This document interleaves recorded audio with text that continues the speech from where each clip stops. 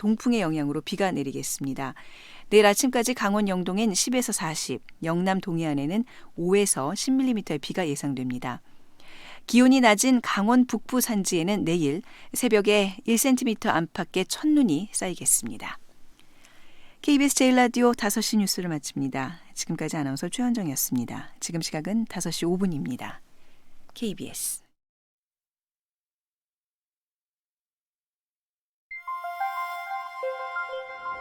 대한민국 중심 채널 KBS 1라디오. Listen, everyone.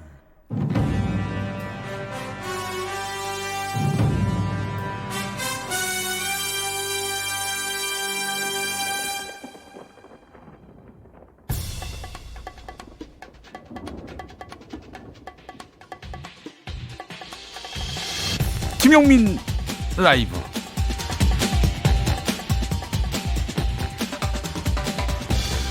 (2019년 10월 14일) 월요일입니다. 안녕하십니까, 김용민입니다.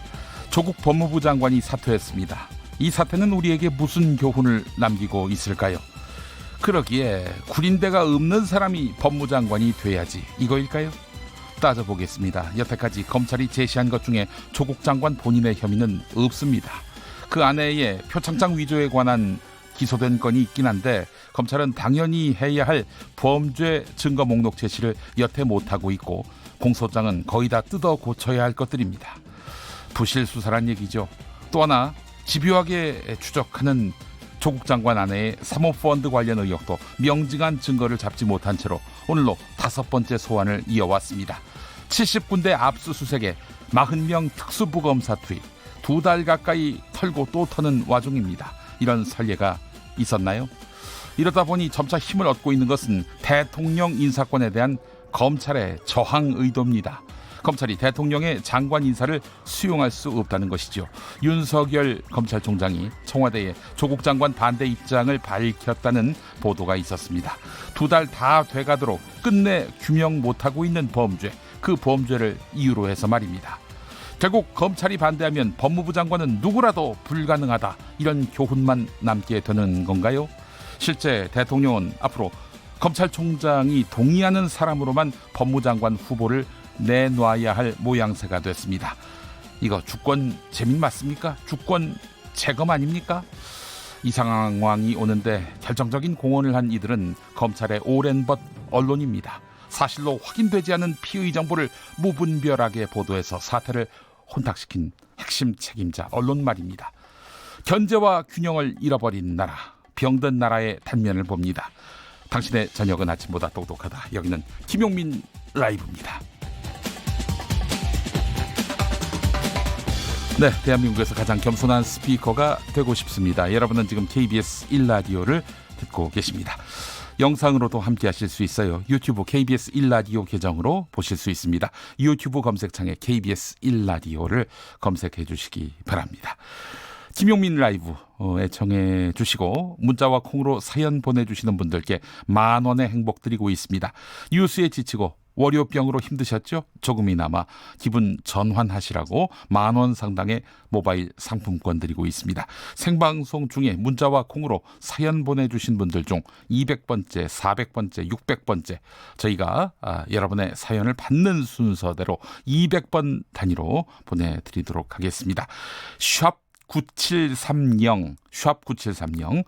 네, 서울 수도권의 KBS 1라디오 표준 FM 주파수가 97.3이죠. 샵 9730.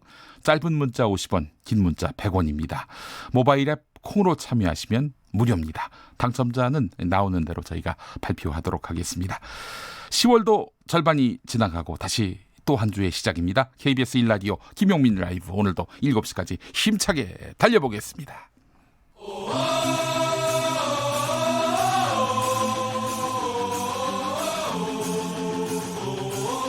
김용민 라이브.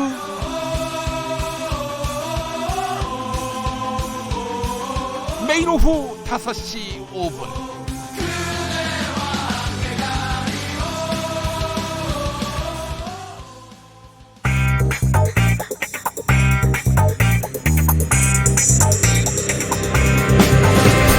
오늘 타임라인을 수놓은 말말말 김용민 라이브가 수집해서 들려드립니다. 소리로 듣는 그리고 세상을 읽는 뉴스, 세상의 모든 뜨거운 목소리, 그 말말말에 김용민 생각까지 더해서 리뷰하겠습니다. 지금부터 볼륨 업, 귀 쫑긋 핫 소리. 검찰 개혁을 위한 불쏘시개의 역할은 여기까지입니다. 조국 법무부 장관이 이런 제목의 입장문을 발표하면서 장관직을 내놓겠다고 밝혔습니다. 앞서 오전에 검찰의 직접 수사 축소 등의 내용을 담은 개혁안을 발표하고 약 3시간 만에 장관직 사퇴를 발표했는데요. 조국 장관은 입장문에서 마지막까지 제게 주어진 일과 소명에 사력을 다하겠다, 검찰 개혁의 도약대가 되겠다, 이렇게 밝혔습니다. 조국 장관 오전 발언 직접 들어보시겠습니다. 촛불 국민들은 다들 자기 일을 하러 나온 것에 불과하다라는 어느 기사 제목에 무거운 책임감을 느꼈습니다. 법무부는 법무부의 일을, 검찰은 검찰의 일을 하라는 말씀을 국민들께서 먼저 몸소 실천하시면서 저를 일깨워 주셨습니다. 마지막까지 제게 주어진 일과 소명에 사력을 다하겠습니다. 공수처 도입, 검경수사권 조정 입법을 위해서 할 수 있는 모든 일을 다하겠습니다. 저는 검찰개혁의 도약대가 되겠습니다. 오늘의 노력이 모여 몇 년 후의 미래검찰 모습은 사람이 먼저다를 가장 앞장서서 실천하고 있는 국민과 인권 중심의 검찰이 될 것이라고 확신합니다. 이번만큼은 저를 딛고 검찰개혁이 확실히 성공할 수 있도록 국민들께서 끝까지 지켜봐 주시길 바랍니다. 감사합니다. 문재인 대통령은 조국 법무부 장관의 사퇴와 관련해 결과적으로 국민들 사이에 많은 갈등을 이야기한 점에 대해서 매우 송구스럽게 생각한다, 이렇게 밝혔습니다. 청와대에서 열린 수석 보좌관 회의 중 문 대통령 발언 들어보시겠습니다. 조국 법무부 장관과 윤석열 검찰총장의 환상적인 조합에 의한 검찰 개혁을 희망했습니다. 꿈같은 희망이 되고 말았습니다. 결과적으로 국민들 사이에 많은 갈등을 야기한 점에 대해 매우 송구스럽게 생각합니다. 오늘 조국 법무부 장관이 발표한 검찰개혁 방안은 역대 정부에서 오랜 세월 요구되어 왔지만 누구도 해내지 못했던 검찰개혁의 큰 발걸음을 떼는 일입니다. 언론 스스로 그 절박함에 대해 깊이 성찰하면서 신뢰받는 언론을 위해 자기 개혁의 노력을 해주실 것을 당부드립니다. 광장에서 국민들께서 보여주신 민주적 역량과 참여 에너지에 대해 다시 한번 감사드립니다. 김용민 라이브. 지난 금요일 한겨레 21의 단독 보도, 김학의 전 법무부 차관의 스폰서인 건설업자 윤중천 씨가 윤석열 검찰총장에게도 접대했다고 진술했다. 그런데 그 진술을 검찰이 묵살했다. 이 내용과 관련해서 주말까지도 공방이 이어졌는데요. 이 보도가 나간 이후 검찰은 사실 무근이라고 밝히면서 보도한 기자와 관련자들을 고소했습니다. 이와 관련해 대검 과거사 진상조사단의 총괄팀장을 맡았던 김영희 변호사는 윤중천 씨를 면담하고 진술을 받아냈던 당시를 회상했는데요. 핵심은 최종 보고서에 윤석열이란 이름이 있었느냐 없었느냐. 사회자 질문에 김영희 변호사는 자세한 이야기를 풀어놓았습니다. CBS 라디오 김현정의 뉴스쇼 인터뷰 일부입니다. 이 말을 뒷받침할 수 있는 객관적인 증거는 없었고, 중요한 거는 면담 보고서나 또 최종 보고서에까지 저희가 이 내용은 다 담았기 때문에. 그러니까 첨부한 면담 보고서에만 한 줄 있는 게 아니라 최종 보고서에도 이름은 있어요? 분명히 포함이 되어 있습니다. 그럼 이제 이것이 올라간 면담 보고서와 최종 보고서가 위로 올라갔는데 검찰 차원에서 조사되지 않고 정말로 덮인 건가? 그러니까 수사 내용에 대해서는 알 수가 없습니다. 어떻게 됐는지. 그 후로는 어떻게 됐는지. 네. 근데 뭐 여한섭 지검장이 밝히기로는 우리가 뭐 알아봤으나 더 이상의 신빙성이 없는 이야기 같아서 마무리가 됐다. 더 이상은 나가지 않고 뭐 가짜 진술로 마무리가 됐다라고 금요일에 국감에서는 말씀을 하시더군요. 그거는 수사단의 판단이니까요. 윤석열 검찰총장과 건설업자 윤중천 씨 그리고 별장. 이 보도와 관련해 당시 검찰 과거사위원회 위원인 김용민 변호사도 팩트체크를 해주었습니다. TBS 라디오 김어준의 뉴스공장에서 김용민 변호사는 윤석열의 이름이 등장하는 면담 보고서가 존재했느냐 이런 질문에 최종 보고서에 한두 줄 있었다. 당시 수많은 법조인들 이름이 등장했다. 구체적인 다른 내용은 없었다. 이렇게 말했습니다. 들어보시죠. 말씀하신 것처럼 윤중천이 윤석열 당시 이제 아마 검사장이었을 것 같은데 윤석열을 안다라는 정도의 얘기가 있었던 것으로 제가 기억합니다. 한두 줄이었던 것 같은데 내용이 구체적인 게 없고 당시에 이제 수많은 법조인들 이름이 나오면서 그 중에 한두 줄이 끼어 있었던 것 같은데 내가 누구 알고 있다. 이 정도였습니다. 그리고 접대 얘기나 이런 얘기들이 없었기 때문에 지금 누구 안다는 거 가지고 우리가 수사 공고를 할 수 있을까 이런 의문들이 막 제기됐었죠. 김용민 라이브. 지난 주말 일본 열도를 강타한 태풍 하기비스 곳곳에 피해가 속출했는데요. 문제는 거대한 물폭탄에 후쿠시마 원전의 방사성 폐기물까지 유실됐다는 것입니다. 그리고 아직도 행방을 찾지 못하고 있는데요. 까만 봉투에 담아서 적치해 놓았던 방사능 오염토에 대한 이야기. MBC 라디오 김종배의 시선집중에 나온 양이원영 에너지 전환 포럼 사무처장의 발언 들어보시죠. 방사능 오염토가 뭐냐면 방사성 물질은 제거할 수 있는 방법이 따로 있는 게 아닙니다.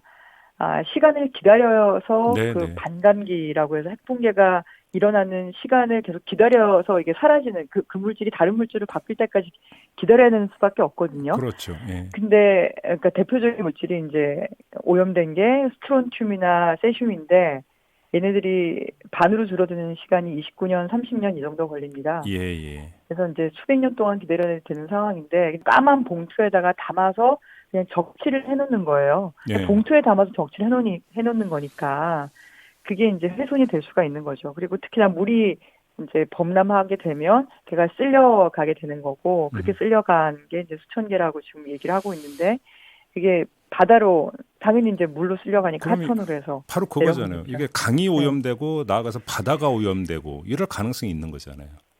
근데 이미 오염돼 있죠. 김광진의 노래 편지 나갑니다.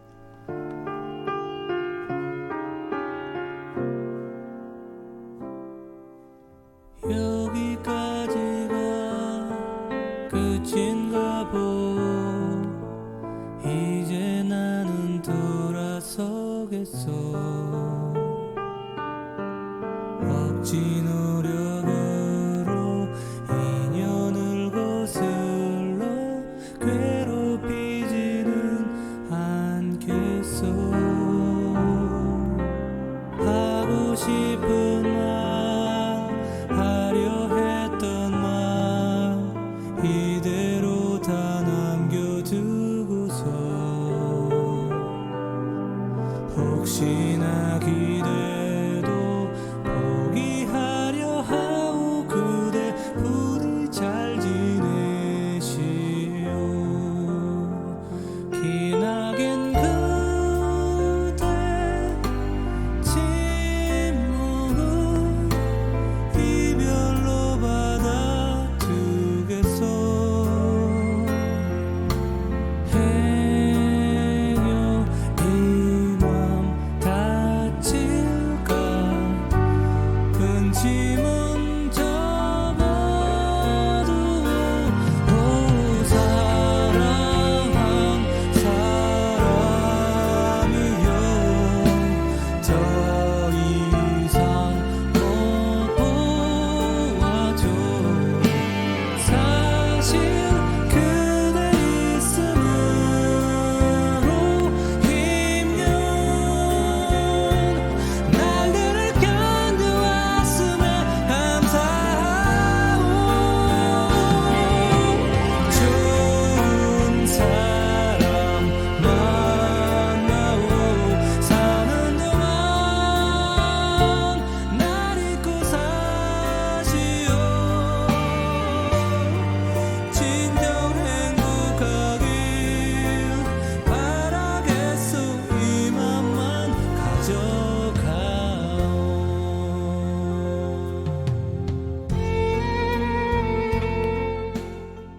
김용민 라이브 함께하고 계십니다. 이 충격적인 속보가 들어왔네요. 가수 겸 배우인 설리 씨가 숨진 채 발견됐다는 연합뉴스 보도입니다. 오늘 낮 3시 21분쯤 경기도 성남시 수정구에 있는 전원주택 2층에서 설리 씨가 숨져 있는 것을 매니저가 발견해서 신고했다고 합니다. 2009년에 FX로 데뷔한 설리 씨는 2014년 악성 댓글과 루머로 고통을 호소하면서 연예 활동을 잠정 중단했다가 그 이듬해부터 연기 활동에 집중하겠다면서 팀에서 탈퇴했는데요. 일단 경찰은 사망 신고를 접수했고요. 확인 중이라는 소식이 들어왔습니다. 1936번 쓰시는 분 휴대전화 뒷번호 안녕하세요 김용민 아저씨라고 해야 되는데 김용만 아저씨라고 하셨습니다. 예, 김용민입니다. 이름을 좀 정확하게 알아주시면 감사하겠습니다. 저는 고2 여학생입니다. 학원 가기 싫지만은 그래도 열심히 공부해야겠죠. 우리 각자 위치에서 최선을 다해용 이렇게 말씀하셨습니다. 그럼요. 아이고 힘드신 시간인 줄 잘 압니다. 능히 극복하실 줄 믿고 응원하겠습니다. 교통정보센터 가보겠습니다. 김은아 씨. 네, 이 시각 교통정보입니다. 고속도로는 수도권 위주로 교통량이 빠르게 늘었습니다. 중부내륙고속도로는 작업 때문에 정체되는 곳들이 많은데요. 양평 방향 괴산 부근에서 두정터널 사이 2차로에서 작업하느라 괴산나들목 일대 4km 구간에서 정체고요. 충주분기점 부근에서 여주분기점 사이로도 1차로에서 이동하면서 작업하고 있습니다. 이 영향으로 감곡나들목 일대 6km 구간에서 밀리고 있습니다. 반대 창원 방향 감곡나들목 부근 4km 정체와 충주분기점 부근 2km 정체 역시 작업 때문이고요. 서울외곽고속도로 판교에서 구리를 지나 일산 쪽으로는 구리남양주요금소 갓길에서 화물차 관련 사고가 났는데요. 광암터널 부근에서 구리남양주요금소까지 9km 구간에서 정체가 더 심해졌습니다. 경부고속도로 부산 방향 충청권 천안휴게소 부근 갓길에서 고장난 승용차를 처리하면서 목천나들목에서 옥산분기점까지 5km 구간에서 밀리고요. 이전에 수도권에서는 한남에서 서초 사이와 신갈분기점에서 수원까지 막히고 있습니다. KBS 교통정보센터였습니다.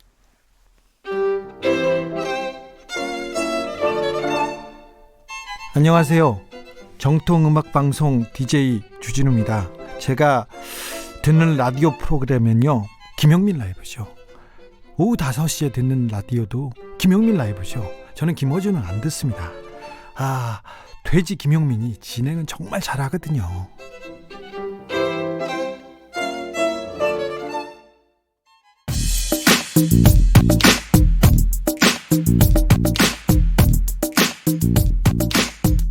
쏙 인터뷰. 귀에 쏙 맘에 쏙 쏙쏙쏙 인터뷰 시간입니다. 조국 법무부 장관 사퇴에 이은 여야 정치권 반응. 그야말로 어지럽습니다. 여당은 내부 입장을 정리하고 있다. 야당은 당연한 결과다. 이렇게 밝히고 있는데요. 검찰 개혁을 위한 불쏘시개의 역할은 여기까지입니다. 라는 말을 남기고 조국 장관 한 명의 시민으로 돌아가겠다고 밝혔습니다. 조국 장관 사퇴가 향후 정치권에 미칠 영향, 10월 전국 어떻게 돌아갈 것인지 짚어보겠습니다. 박지원 가칭 대한신당 의원 연결했습니다. 박지원 의원님 나와 계십니까? 네, 안녕하세요. 네. 주진우 기자에게 얘기합니다. 저는 김어준 뉴스공장에 출연하지 김용민 라이브에는 안 나갑니다. 나오셨습니다. 감사합니다. 예. 의원님. 몇 번 나왔잖아요. 그럼요. 의원님. 늘 이렇게 인터뷰 요청할 때마다 응해주셔서 너무 감사합니다. 뉴스공장보다 김용민 라이브가 훨씬 더 잘해요. 잘하기도 하고 공신력도 높습니다. 아주. 예. 의원님, 지금 사실 웃으면서 말씀 나눌 분위기는 아닌 것 같은데 조국 법무부 웃어야죠. 장관이 웃어야 합니까? 네. 예. 알겠습니다. 조국 장관이 사의를 표명했는데 장관님 우리 박지원 의원님께서는 어떻게 보세요? 그 이유를 좀 아시는 바가 있으신지요? 제가 알겠어요만은 조국 장관은 어떻게 됐든 역대 어떤 정권보다도 더 많은 검찰 개혁을 특히 국민이 피부로 느끼는 개혁을 하고 민심의 흐름을 중시해서 검찰 개혁과 문재인 대통령을 위해서 전격 사퇴하는 용단을 높이 평가합니다. 네. 역시 조국입니다. 예. 근데 어떤 배경이 있었다고 보십니까? 그 갑작스러운 또 사퇴. 사실 지난 주말까지만 해도 서초동에 모인 촛불을 든 시민들은 조국 수호를 외쳤는데요. 그래서 많은 분들은 사실 좀 의아해하는 면도 있습니다. 그러하기 때문에 더욱 부담을 느꼈겠죠. 그러나 최근 1년의 여론조사를 보면은 네. 대통령의 긍정평가가 날로 줄어들고 또 민주당도 상당히 위기에 처한 결과로 나왔습니다. 네. 사실 저도 조국 장관을 개혁의 방점을 찍고 누구보다도 더 열심히 지지하고 옹호했습니다. 네. 그러나 저도 개인적으로 만나서 예. 김대중 대통령은 공직자나 정치인은 아무리 억울해도 국민이 반대하면 나가야 된다. 그렇기 때문에 우리는 언제나 국민에게 책임을 질 네. 자세로 임해야 된다라는 말씀을 전한 적도 있습니다. 그렇지만은 그 많은 의혹에 대해서 예. 지금 실질적으로 검찰 수사 결과가 아직 발표되지도 않고 네. 또 진행된 것도 그렇게 나타나지는 않고 있습니다만은 그러한 해명에 대해서 네. 국민이 납득하지 못하고 있다.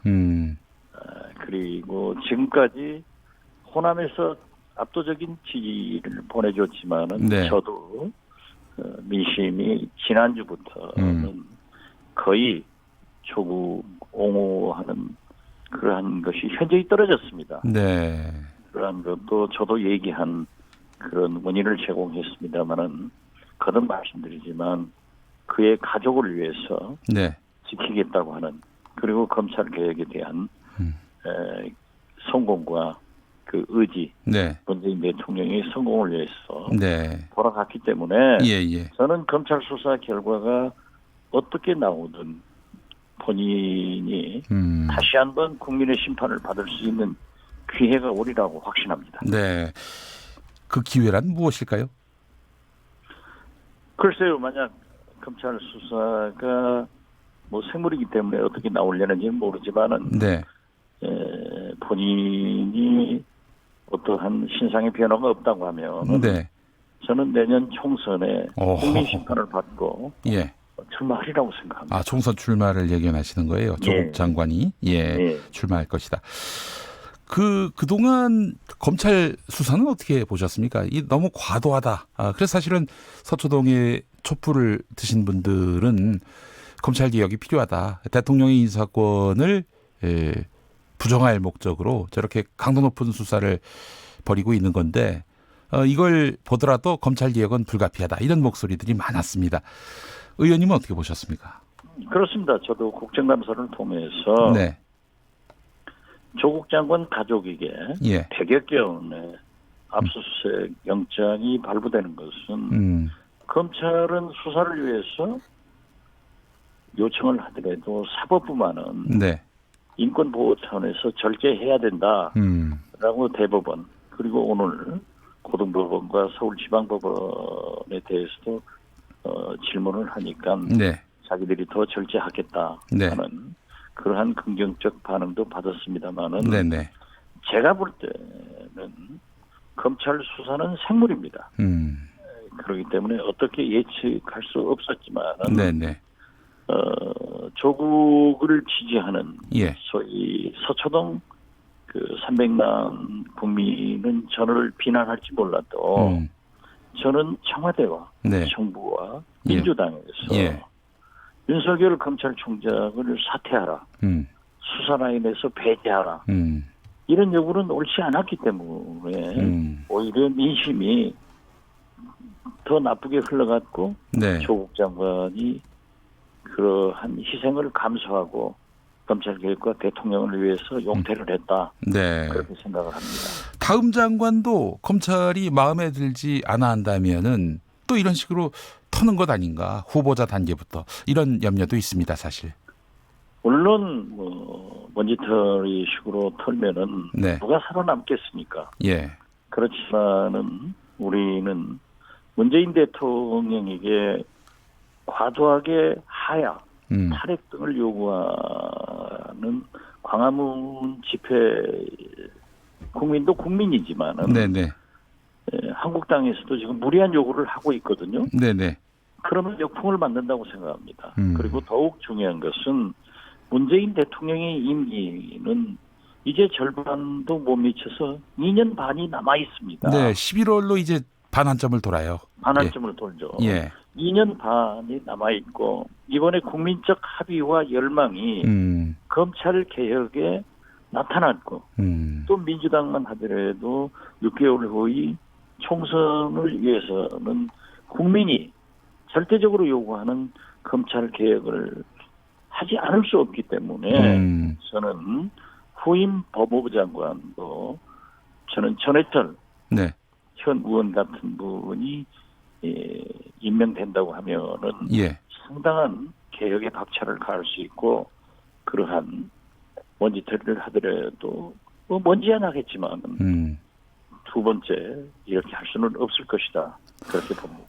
지금 개혁의 방점을 찍어야 됩니다. 박지원 의원님께서 그 실명을 거론하셨어요. 전해철 의원, 더불어민주당. 저는 그 집권 초기부터 네. 법무장관 후임으로 전해철, 박영선, 박범계 네. 이런 분들을 거론했습니다. 그런데 지금 현재 보면은 그래도 대통령과 민주당을 또 국민의 열망을 이끌고 개혁을 성공시킬 수 있는 사람은 전해철 민정수석도 경험했고 또 국회 법사위에서 누구보다도 개혁적으로 활동을 했고 또 누구보다도 문재인 대통령과 호흡을 맞출 수 있는 그런 분들이 전격적으로 전진 배치돼야 된다 하는 저 개인의 희망사항과 경험을 살려서 내람스럽게도 제가 거명을 했습니다. 아유, 의원님, 그 실명을 이렇게 거론하시면은 부담을 느끼실 만도 할 텐데 이렇게 거명하셨네요. 그건 저는 그 집권 여당도 아니고 한 사람의 정치인 국민으로서 또 국회의원으로서 제 의사를 솔직하게 말씀하는 것뿐입니다. 예, 뉴스거리를 주셔서 감사합니다. 알겠습니다. 자, 지금 국회 법제사법위원회 위원 아니십니까? 그렇습니다. 예, 조국 법무부 장관이 법무부 검찰 개혁안을 내놨습니다. 오늘 이 개혁안 어떻게 평가하십니까? 저는 제가 우선 조국 장관을 지지 옹호한 것은 개혁의 방점을 찍었기 때문입니다. 네. 그리고 처음부터 문재인 대통령은 개혁을 위해서 조국 장관을 임명할 것이다. 그러나 검찰 수사를 지켜봐야 된다. 무엇보다도 중요한 것은 민심이다. 라고 했는데 사실 공개 소환 또는 포토라인 검찰청 앞에서 우리 김용민 선생도 많이 기념사진 찍어봤잖아요. 예. 그 순간 국민들은 유죄로 생각을 합니다. 이러한 것에 해당하는 것은 그것도 물론 큰 개혁이지만은 우리나라 국민 중 5천 명도 안 돼요. 1년에 100건도 안 일어나요. 네. 그런데 조국 장관과 윤석열 총장이 9시 넘어서 밤 9시 넘어서 심야 수사를 하지 않겠다. 과잉 수사를 하지 않겠다. 별건 수사를 하지 않겠다. 이러한 것은 국민 모두에게 피부로 와닿는 진짜 서민 검찰 개혁입니다. 네. 그렇기 때문에 이러한 것을 높이 평가할 겁니다. 알겠습니다. 자, 의원님, 지금 이제 국회에 몫이 남았습니다. 그 여당이 10월 29일부터 검찰 사법개혁안을 본회의 안건으로 상정하겠다 이런 입장이고요. 자유한국당은 그날에 개혁안을 본회의에 올린다는 것은 불법 상정이라면서 완강하게 반대하고 있는데요. 대한신당의 입장과 묶어서 박지원 의원님께서는 사법개혁의 핵심이라 할 수 있는 패스트트랙안 어떻게 이날 처리해야 된다고 보시는지요? 예. 제가 맨 먼저 패스트트랙안을 상정해서 통과시켜야 된다. 그리고 이것을 위해서는 민주당과 대한신당, 네. 특히 우리는 캐스팅 보터가 아니라 리딩 파티로서 네. 나서야 된다. 예. 한국당이 만약 함께하면은 통과가 되지 않습니다. 네.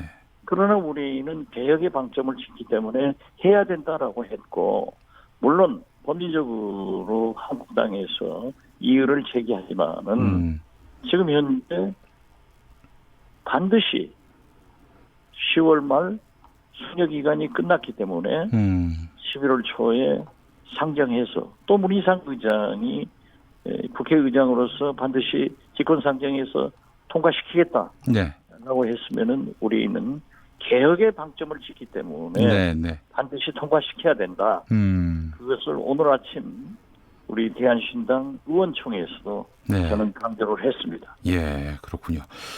자, 여야 사이에 지금 뭐 또 전선이 형성돼 있는 상황이어서 이게 또 상당히 개혁을 부인하는 거부하는 것은 네. 전선 아니라 뭐라도 돌파해야 됩니다. 알겠습니다. 박지원 의원님 오늘 시간 내주셔서 감사합니다. 예, 자주 출연할게요. 네, 스튜디오에서도 네. 뵙도록 하겠습니다. 고맙습니다. 예, 감사합니다. 예.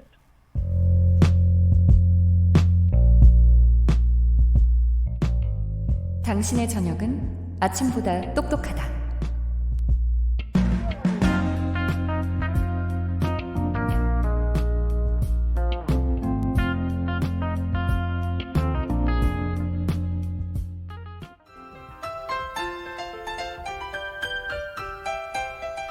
여러분 안녕하십니까. 용용 엄지용입니다. 석석 불러보겠습니다. 석석. 네, 석석 오창석입니다. 네, 오늘 어디 나가 있습니까? 오늘 오후 조국 법무부 장관이 사퇴하겠다고 밝혔는데요. 그 이후 여야 반응을 들어보러 나와 있습니다. 먼저 바른미래당의 손학규 대표님 말씀 듣겠습니다. 만덕산 손학규입니다. 여당은 만시지탄임을 알아야 할 것입니다. 만시지탄이요?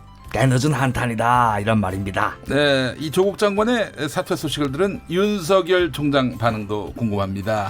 네, 그래서 제가 윤석열 검찰총장을 만나러 나왔는데요. 윤석열 총장님께서 조국 장관의 사퇴문을 읽어보고 묵묵부답이었다. 아무 말도 하지 않았더라입니다.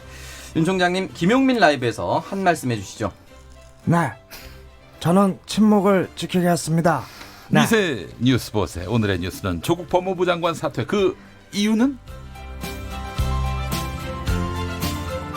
네, 시사평론가 김수민 씨, 오창석 씨 나오셨습니다. 어서 오십시오. 네, 반갑습니다. 네, 오창석 평론가가 준비한 소식부터 살펴보겠습니다. 네, 조국 법무부 장관이 취임 35일 만에 전격 오늘 사퇴를 발표했습니다.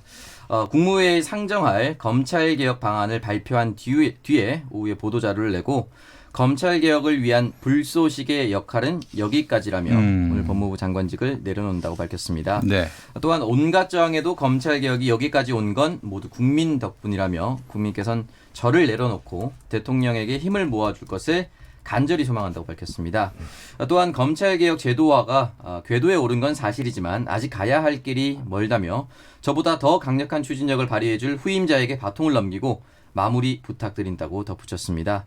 또한 견제와 균형의 원리에 기초한 수사구조 개혁, 그리고 인권을 존중하는 절제된 검찰권 행사 등은 오랜 소신이었다고 밝혔습니다. 또한 11가지 신속 추진 검찰개혁 과제를 발표를 하기도 했는데요. 이제 검찰개혁은 거스를 수 없는 도도한 역사적 과제라고 강조했습니다. 네, 가족 관련한 의혹 수사를 두고도 한마디 했어요. 네, 가족이 자포자기하지 않도록 그저 곁에서 가족의 온기로 이 고통을 감내하는 것이 이제 자연인의 도리라고 생각한다면서 부연 설명을 했고, 특히나 원래 건강이 몹시 나빴던 아내는 하루하루를 아슬아슬하게 지탱하고 있다며 가족 곁에 지금 함께 있어주지 못한다면 평생 후회할 것 같다고도 밝혔습니다. 온 가족이 만신창이가 돼서 개인적으로 매우 힘들고 무척 고통스러웠다. 이렇게 술회하기도 했습니다. 네. 강기정 청와대 정무수석이 조국 장관의 사퇴는 장관 본인의 결심이었다. 이런 말을 했어요. 네, 오늘 오후 보도 자료가 나가고 그리고 그 이전부터 이제 기자들은 이제 알고 있었을 텐데요. 여기에 대해서 과연 청와대와 메시지를 맞춘 것인지 조국 장관의 결정이었는지 또는 민주당과 함께 호흡을 맞춘 것인지에 대해서 의문이 있었습니다. 여기에 대해서 보도 자료라 하면 이제 조국 장관의 사퇴. 네, 맞습니다. 엠바고가 걸렸어요. 2시부터 보도하라는. 네, 맞습니다. 그리고 이제 2시 이전부터 돌기 시작했었죠. 여기에 대해서 이제 강기정 청와대 정무수석은 조국 장관의 결심이었다고 밝혔습니다.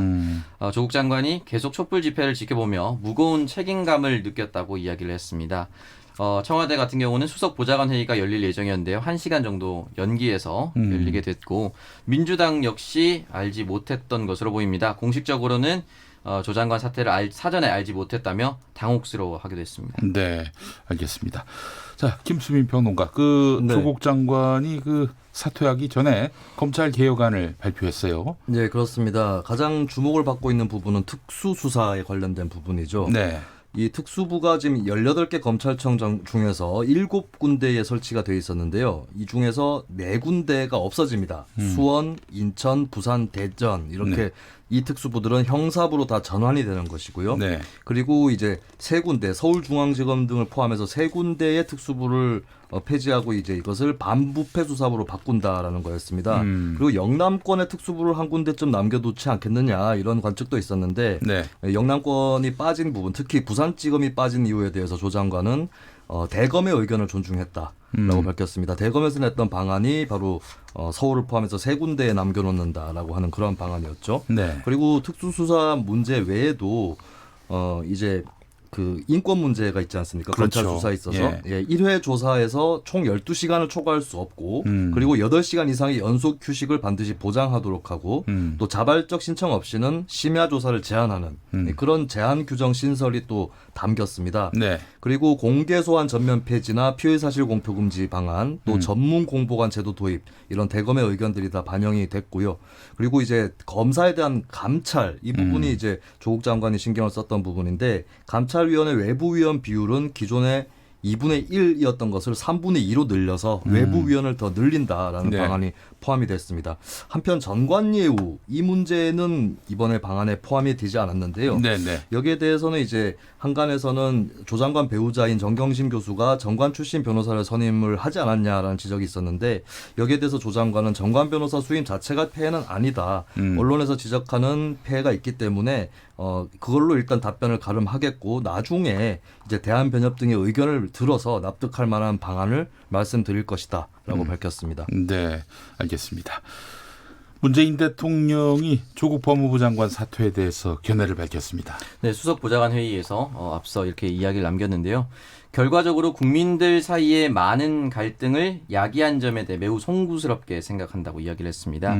또한 조 장관과 윤석열 검찰총장의 환상적인 조합에 의한 검찰개혁을 희망했지만 꿈같은 희망이 되고 말았다라고 아쉬움을 표현하기도 했는데요. 네네. 하지만 이제 모든 것이 헛된 꿈으로 끝나지는 않았다며 검찰개혁에 대한 조 장관의 뜨거운 의지와 이를 위해 온갖 어려움을 묵묵히 견디는 자세는 많은 국민들에게 다시 한번 검찰개혁의 절실함에 대한 공감을 불러일으켰고 검찰개혁의 큰 동력이 됐다고 밝혔습니다. 네. 여기에 대해서 공정한 수사 관행이라든지 인권보호 수사, 모든 검사들에 대한 공평한 인사, 검찰 내부의 잘못에 대한 강력한 자기정화 이런 부분에 대해서도 앞으로도 이제 계속해서 나아가겠다라고 얘기를 했고 마지막에 언론에 대해서도 이야기를 남겼는데요.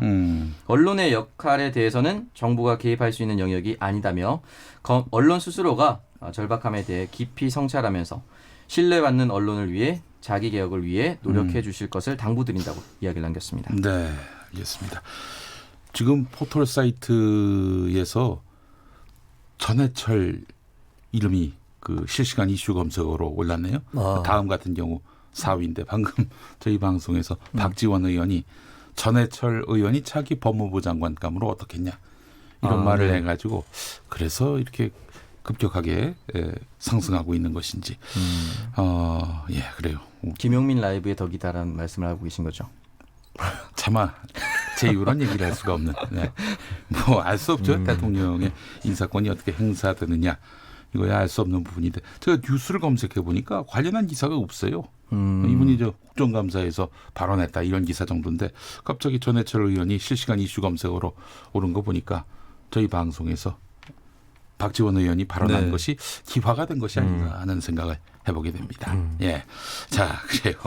다음 소식 전해주시죠. 네, 방금 전해철 의원 얘기도 나왔는데 네네. 사실 국회의원 장관을 하자는 얘기잖아요. 네네. 그 이유가 있을 것 같아요. 왜냐하면 현재 이제 사법개혁 및 검찰개혁의 중심이 국회로 옮겨오는 분위기입니다.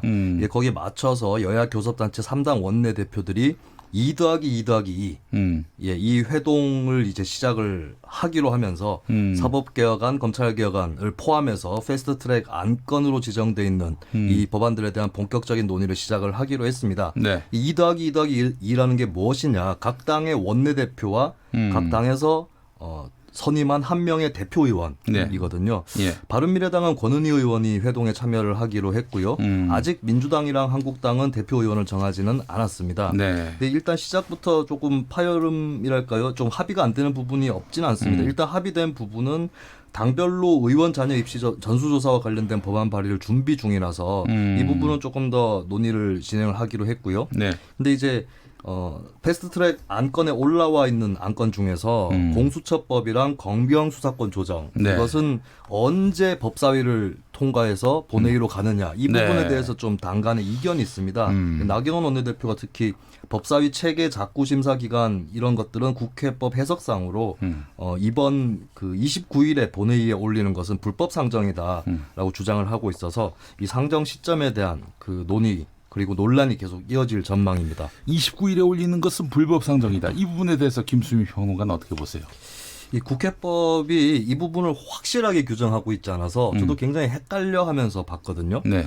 근데 이제 법제사법위원회가 체계 자구 심사를 하면서 90일을 패스트트랙 과정에서 보내게 돼 있는데 네. 이게 만약에 애초에 법사위에서 올려진 안건이라면 그 안건을 법안을 심사하는 180일 동안에 네. 체계 자구 심사도 같이 할 수 있는 거라서 네. 그 90일이 포함되어 있다고 볼 수도 있습니다. 예, 그런 의미에서는 민주당이 주장하는 10월 말 본회의 부의설이 맞다고 볼 수 있는데 네, 네. 저는 한 가지 의문은 이 안건이 처음부터 법제사법위원회에서 논의된 게 아니라 8월 말까지는 네. 사개특위 사법개혁특별위원회에서 논의를 했거든요. 네, 네. 그러다 9월 초에 법사위로 올라온 건데 그렇다면은 법사위에서 적어도 90일을 체계 자구 심사를 해야 되고 사개특위에 체계 자구 심사 기능이 없다면 그렇다면 제 생각에는 네. 예, 11월 말이 맞지 않을까. 11월 말이. 예, 10월 말이 아니라 11월 말이 맞지 않을까라는 생각도 들고요. 하여간 모든 논란을 다 덮으려면은 11월 말에 하는 것이 제일 좋겠다. 근데 자유한국당은 그조차 받아들이고 있지 않고 10월 말에 1차적으로 패스트트랙 기간이 끝나면 3개월을 더 해야 된다. 법사위에서. 그럼 언제 하자는 거예요? 그러면? 1월 말에 부의하는 게 맞다라는 게 자유한국당의 입장이고 이 조항에 대해서 입법이 미비한 것이다라고 해석을 하고 있어요. 네.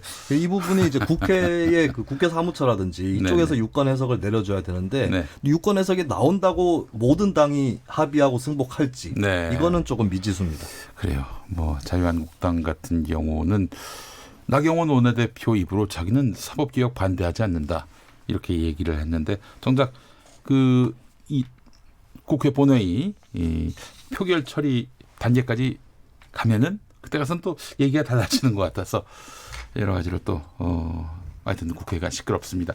지금 그 저희 유튜브 채팅방에 나경원 원내대표를 차기 법무부 장관으로 세워야 된다 이런 글이 계속 올라와가지고 왜 그러나 궁금합니다. 예.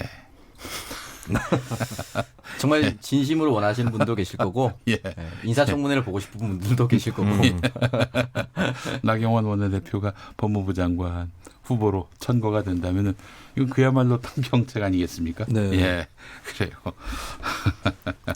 자, 다음 소식 전해주시죠. 나경원 원내대표 관련 소식이네요. 네, 맞습니다. 검경 수사권 조정안은 국회에서 논의한다면 당연히 여야 합의에 의해 논의될 것이고 고위공직자 범죄수사처, 공수처라고 하죠. 이 법안은 절대 받아들일 수 없다고 이야기를 남겼습니다. 이 여야 원내대표 회동하기 직전에 기자들과 만나서 이렇게 이야기를 남겼는데요.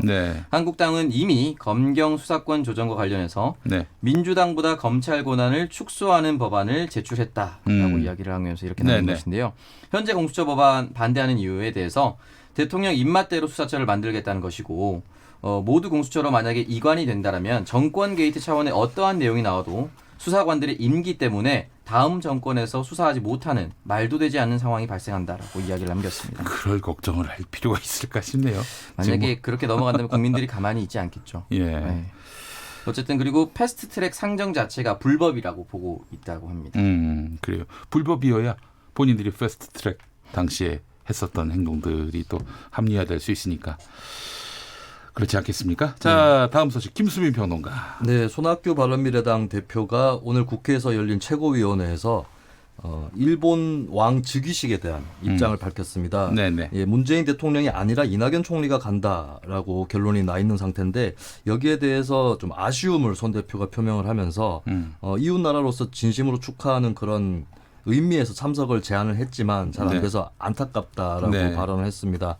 그리고 이제 한편으로는 손 대표가 강제징용 배상 문제에 대해서 일본 정부의 사과를 받고 금전적 배상을 요구하지 않는 방안을 예전에 얘기한 적이 있었는데 예, 그 얘기를 다시 언급을 했고요. 그리고 지금 여당에서 나오고 있는 패스트트랙 안건 처리 순서에 대한 비판도 했습니다.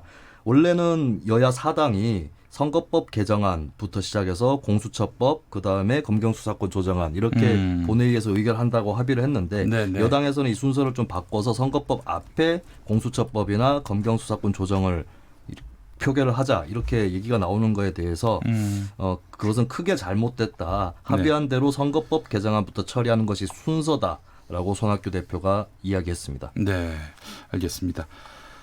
앞서서 저희가 설리 씨 그 숨진 채 발견됐다는 경찰 발 보도를 전해드렸는데 스스로 목숨을 끊은 것으로 드러났다는 보도가 또 나왔습니다. 유서는 아직 발견되지 않은 상태다라는 보도도 있었고요. 엄청나게 많은 악플을 받아가지고 이 심리적 고통을 호소했던 설리 씨였는데요. 정확한 사망 경위를 현재 경찰이 수사 중이라는 소식도 지금 들어왔습니다. 7153번 쓰시는 분 경기도 화성입니다. 퇴근길에 차가 엄청 밀립니다. 김용민 라이브 좋은 정보 잘 듣고 있습니다. 모두 힘내세요라고 하셨습니다. 김용민 라디오가 아니라요. 김용민 라이브입니다. 네. 아까 또 김용만이라고도 해가지고 정말 아직 내가 많이 부족하구나라는 생각이 들었습니다. 어떻게 이름을 헷갈릴 수가 있는가. 네. 김창석 씨 이럴 땐 얼마나 기분이 나쁩니까? 네. 괜찮습니다. 오수민 씨 네. 어때요 기분? 오수가 된 듯한 느낌입니다. 그래요. 알겠습니다. 0837번 쓰시는 분 조국 장관이 사퇴했으니 그토록 반대했던 자유한국당 의원들에 대해서도 패스트트랙 수사 지켜보겠습니다. 패스트트랙 수사가 지금 그렇게 진척이 되고 있나요? 이게 궁금한데 이 부분도 한번 따져보도록 하겠습니다. 7730번 쓰시는 분 조국 장관이 불쏘시개로 사퇴했지만 과연 여야 막론하고 국회가 그 불을 지펴서 얼마나 개혁을 완수할지 심히 의문입니다. 실제로 지금 패스트트랙안을 10월 29일에 본회의에 상정하느냐 마느냐를 두고도 지금 갈라져서 서로 의견 대립을 보이고 있는 양상인데 말이죠. 답답하네요. 갈 길이 멀어 보입니다. 자, 다음 소식은요. 네, 김학의 전 법무부 차관 성접대 사건의 핵심 인물인 건설업자 윤중천 씨에 대해서 검찰이 실형을 구형을 했습니다. 지금 윤중천 씨에게 걸려 있는 것이 2건이 있는데요. 한 건은 이제 사기, 알선 수재 혐의 등에 대해서 징역 10년을 지금 이제 구형을 한 거고요. 네. 확정 이후에 이 성 관련 범죄에 대해서는 징역 3년 및 14억 8,730만 원에 추징해달라고 요청을 했습니다. 네. 네, 윤 씨는 이제 2006년부터 2007년 사이에 김 전 차관에게 소개한 이모 씨를 지속적으로 폭행, 협박하면서 성관계 영상 등으로 억압하고 위험한 물건 등으로 위협하고 성폭행해서 외상 후 스트레스 장애 등을 입힌 혐의로 구속 기소가 된 상태입니다. 윤중천 씨가 그렇게 누군가 지체 높으신 분들하고 만날 때는 대화 나눌 때 동영상으로 촬영한대요. 이 동영상 촬영에 또 각별한 또 강력한 또 이렇게 취미가 있으신 것 같아요. 그래서 하여간 윤중천 씨 이런저런 파일을 갖고 협박도 많이 하고 그랬다고 이야기를 들었습니다만, 네, 윤중천 씨에 대해서 실형이 구형됐다. 성범죄 혐의로 말이죠. 예, 자, 다음 소식 전해주시죠. 다음 소식은 2부에서 또 전해드려야 될 것 같네요. 네. 예, 자, 3288번 쓰시는 분 김용민 라이브 덕분에 저녁 시간 알찹니다. 수고하세요. 여기는 화성시 반월동입니다. 라고 해주셨습니다. 화성에서 들으시는 분이 많네요. 네, 그렇습니다. 화성도 많이 듣고 또 금성에서도 또 많이 들어야 되지 않겠습니까? 네, 김용민 라이브. 설마 했는데. 예. 그런 개그까지 칠 줄은 몰랐다. 네. 이렇게 해서 살아남은 접니다. 네. 오창석 씨 배워야죠. 배우겠습니다. 근데 과연 청취율 조사에 이 발언이 도움이 될지는 잘 모르겠습니다. 고점수 씨 부천에서 퇴청 준비하면서 콩으로 듣습니다. 감사합니다. 네, 이거 듣는 분들 계세요. 이런 유머 좋아하는 분들 많습니다. 예. 무시하지 마시고. 네. 자, 그래요. 자, 이제 2부 들어가기 전에 네. 6시 정각이 나올 뉴스 마치는 시간 지금부터 갖도록 하겠습니다. 김수민 평론가. 네, 아무래도 조국 장관 사퇴에 관해서 문재인 대통령이 수석 보좌관 회의에서 밝힌 내용이 첫 뉴스가 되지 않을까 싶습니다. 조국 장관 사퇴와 관련한 문재인 대통령의 입장. 네. 알겠습니다. 오창석 평론가는. 저는 조국 장관 사퇴의 변이 이 첫 뉴스가 될 것이라고 사퇴의 변이. 네. 알겠습니다. 자, 6시 첫 뉴스. 여러분들은 어떻게 6시 첫 뉴스를 예견하고 계십니까? 많이 또 올려주시기 바라겠습니다. 스칼렛님, 김용민님, 오늘은 웃을 기분이 아닙니다. 라고 하셨습니다. 예, 알겠습니다. 자, 200번째 당첨자 K74095689번 이렇게 계정을 쓰시는 분 당첨되셨습니다. 축하드립니다. 400번째는 슈어로모님 축하드리겠습니다. 오늘은 그 200번 단위로 짝수 단위로 이제 여러분들께 10,000원 모바일 상품권 드립니다. 많은 응모 바라겠습니다. 자, 6시 첫 뉴스 들으시고 6시 5분 2부에서 다시 오겠습니다.